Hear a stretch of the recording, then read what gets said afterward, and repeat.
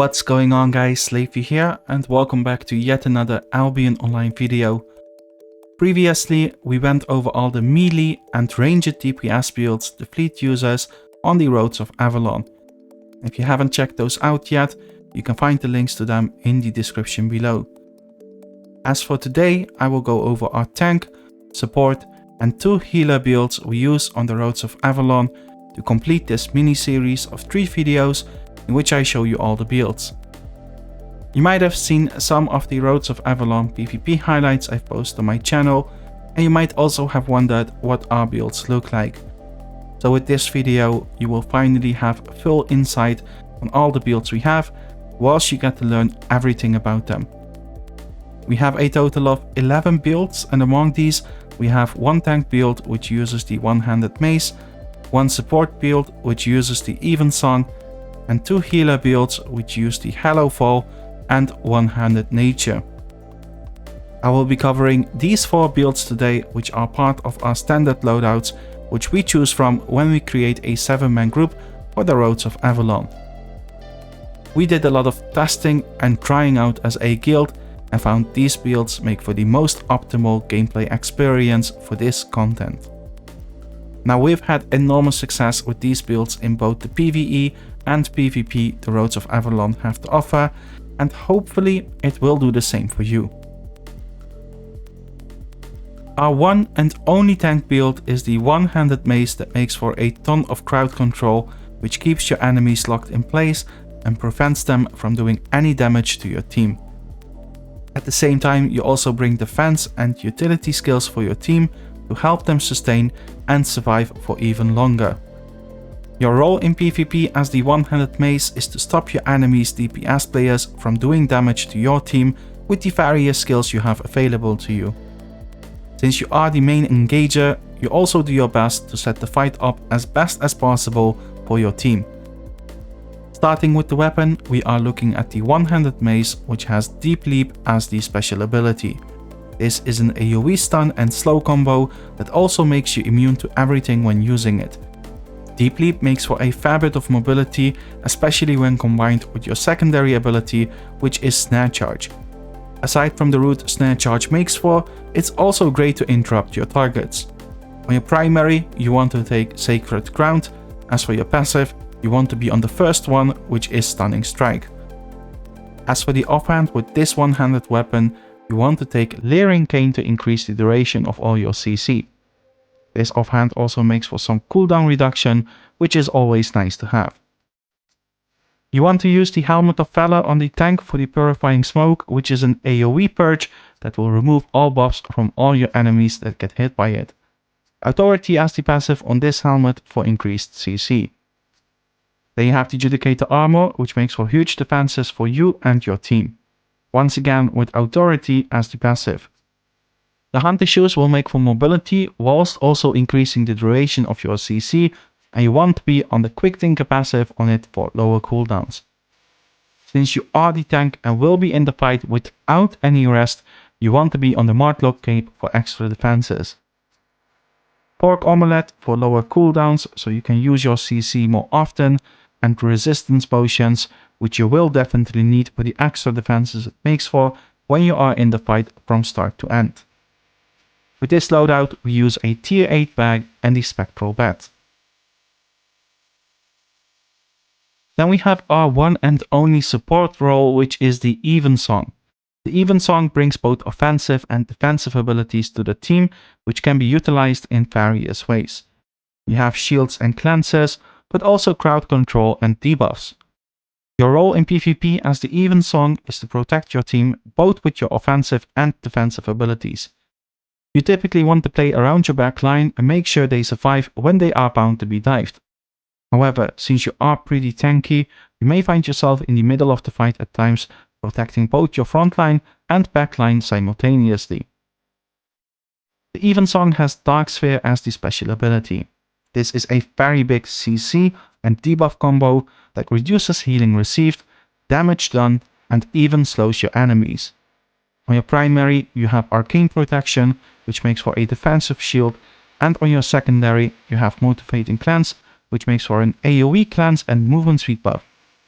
The passive you want to take on the Evensong is Hush. As the Evensong, you want to support your team as much as possible.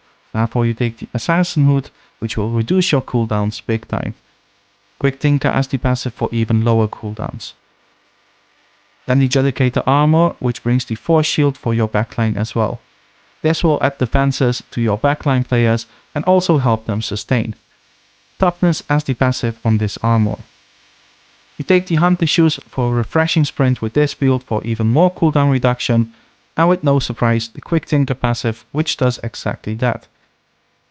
This build is very energy hungry, therefore you definitely want to have a Limher Escape on it to sustain your energy. Pork Omelette for even lower cooldowns, and I think this is the first and only build that won't be using resistance potions. Instead, you want to use sticky potions on the Evensong to support your team even further. With this loadout, we once again use a tier 8 bag with a different mount this time. Instead of the Spectral Bat, which we typically use, we take the Frost Ram on the Evensong. Our first healer is the Hallowfall, which has been an excellent addition to the Roads of Avalon. Aside from healing duty, the Hallowfall sometimes also sees offensive play whilst going about healing. But that doesn't take away from the fact you want to stay away from the fight as much as possible. Your role in PvP as the Hallowfall is to help your team sustain through healing. You will mostly take a defensive approach to this particular job, but since the Hallowfall also has an offensive healing ability in which you jump to a target location and knock all your enemies up whilst healing your allies, you may sometimes find yourself closer to the fight than you typically want to be. The special ability on this weapon is Divine Intervention, which I just explained, and is a really great and impactful healing ability. Aside from everything mentioned already, it also has a cooldown perk to it, in which the cooldown of this ability will be lower if you heal an ally with it. And also good to mention that it acts as an iframe in which you become immune to everything whilst using it.